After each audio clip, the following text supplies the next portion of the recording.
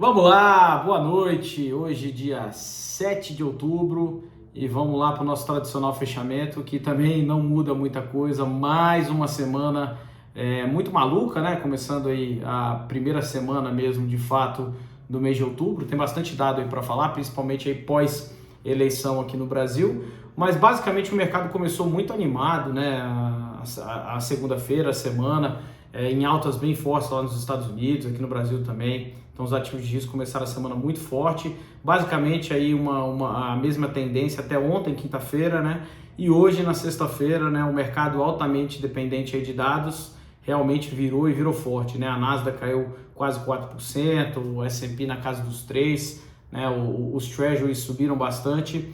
Isso foi devido ao fato que hoje saiu o payroll, né?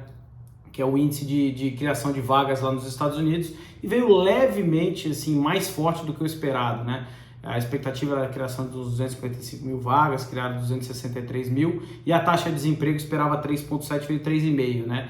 E resumindo assim, veio os dados positivos quando a gente pensa em dados econômicos, né? Mas para o mercado financeiro acaba sendo ruim. E por que acaba sendo ruim? Porque indica uma tendência de maior pressão de juros para segurar a inflação.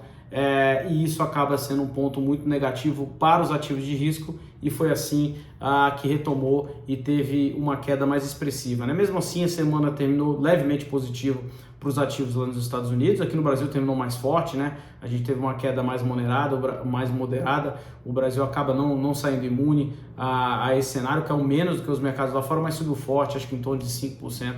Não tenho o dado aqui certo, mas foi uma semana bem forte aí para o Brasil, principalmente pós-eleição, que eu acabei falando aí no vídeo de fechamento de setembro, né? A interpretação basicamente do mercado é que com a Câmara, um Senado mais liberal, né, as coisas tendem a andar melhor para a economia, mesmo caso o Lula venha vencer a eleição, que ele acaba tendo muito mais dificuldade para passar pautas mais à esquerda, e a tendência é ir mais ao centro, né? Mesmo assim, a gente ainda vê uma eleição muito mais acirrada do que as próprias pesquisas vêm indicando, né? A gente acha que vai ser literalmente aí na unha o vencedor dessa eleição, e vamos torcer para que, claro, dê tudo certo, a economia continue essa retomada, né? Que o Brasil ainda está bem à frente dos países lá fora, né? Para o dólar também, acho que principalmente por conta de segunda-feira, né? O dólar abriu a semana a 5,40 mais ou menos, fechou a 5,21, então teve uma queda relevante, mas também ficou bastante volátil nos outros dias da semana, né? Muito por conta da pressão externa também, né? Na parte de equities, né? Mais uma sexta-feira aí muito dolorida para os mercados em geral. Principalmente para tecnologia, né? Tecnologia continua sofrendo bastante. Eu acho que o destaque aqui que fica de movimento negativo foi o resultado preliminar aí da AMD, e muito pressionado aí principalmente pela cadeia de suprimentos, né? Então o resultado preliminar veio desastroso e acabou carregando também as ações da Nvidia, né?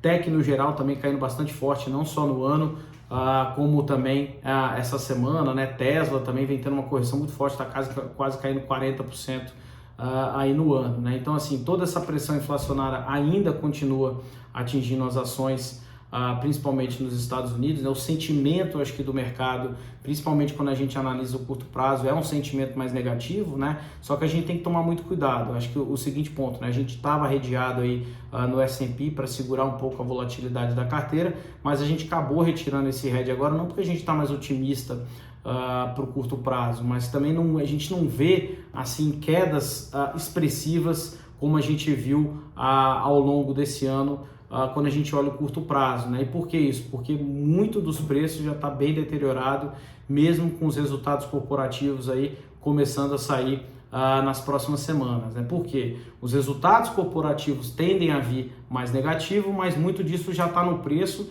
inclusive já está foi projetado pelas empresas no resultado do trimestre passado, né?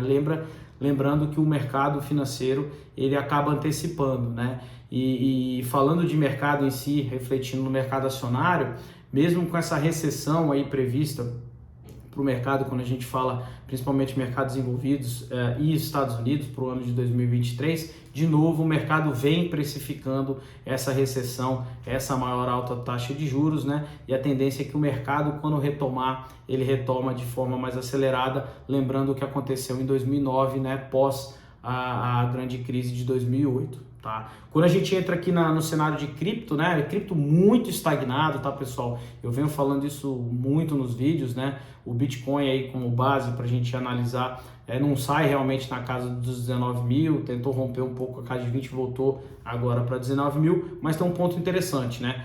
Se a gente pegar os últimos dias aí, o cripto vem descorrelacionando um pouco do mercado tradicional, o que acaba sendo positivo, tá? Mas mesmo assim a gente ainda não vê uma retomada mais acelerada para o mercado de cripto, que está muito depreciado no nosso entendimento. A gente que investe pesado aqui em blockchain, a gente só vê esse mercado retomando com mais fôlego quando tiver mais apetite a risco no mercado tradicional, consequentemente também no mercado de ativos digitais, tá?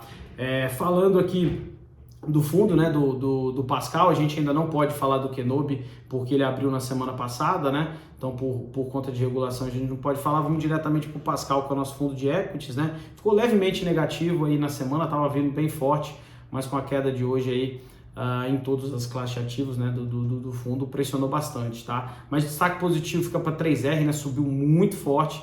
3R aí subiu 20% na semana, realmente muito expressivo, porque estava deteriorado, né? Eu vinha falando isso bastante nos últimos vídeos, e não só, acho que pela pressão aí no preço durante a semana do petróleo, mas também saíram alguns relatórios aí do Bank of America e outros research também, colocando um potencial de valorização muito grande, até porque eu já falei, né? 3R tem crescimento contratado expressivo aí para os próximos anos. Outro destaque positivo, XP subiu 7,20% mais ou menos aí, acho que muito também por essa pauta Brasil, né? XP, que também é uma ação que está bem descontada aqui no nosso entendimento, e Twilio, né? Que foi a única empresa de tecnologia que teve uma alta mais representativa na semana, subiu 5%, né? Na ponta contrária, a gente tem Trade Desk, que caiu 10%, junto aí com a Nvidia, que caiu 5%. Basicamente isso aconteceu no dia de hoje, né? Impressionante como o mercado, né, em crise, em bear market, tem muito disso, né? Você vem ganhando aos poucos aí durante o dia e basta um dia para derrubar tudo, né? Por isso que a gente fala, o mesmo acontece na ponta inversa, né? A gente não pode deixar de estar investido em boas companhias, empresas fundamentadas para o longo prazo, porque senão a gente deixa de ganhar quando esse mercado retomar, né? E a última aqui das principais quedas foi o Ethereum, né? Que caiu aí na casa dos 4%, para vocês verem, né? Cripto, a tendência era sempre estar caindo mais do que os ativos, principalmente de tecnologia, vem não só segurando, como também tendo uma certa descorrelação, tá? E para concluir aqui essa primeira semana aí do mês de outubro, né? Acho que a tendência ela continua um certo cenário negativo quando a gente fala para os ativos de risco lá fora, né? Um mercado um pouco mais cauteloso para melhor interpretar os dados que estão saindo, mas a gente começa a ver realmente, como eu falei nos últimos vídeos, os preços muito atrativos quando a gente olha o longo prazo. Não quer dizer que a gente tem que tomar risco adoidado, mas sim gradativamente aumentar o risco, né? E quando a gente olha o Brasil, é só ficar um pouco atento aí a esse cenário eleitoral, que na nossa visão, eu já falei também várias vezes, né? Acho que independente aí de quem ganhe, a gente tem um cenário mais construtivo para o Brasil. Claro que um lado tende aí para o lado mais de abertura econômica do que o outro, mas em fundamento, né, principalmente para investimento, a tendência não é mudar muito para o lado negativo, tá bom? É isso. E antes de eu mandar aquele abraço, vamos falar de uma notícia positiva do meu saudoso Palmeiras, né? Não só líder, como maior distância aí do segundo colocado da história do Campeonato Brasileiro, e sinto dizer, basicamente já temos um campeão aí antecipado. É isso, aquele abraço e bom final de semana.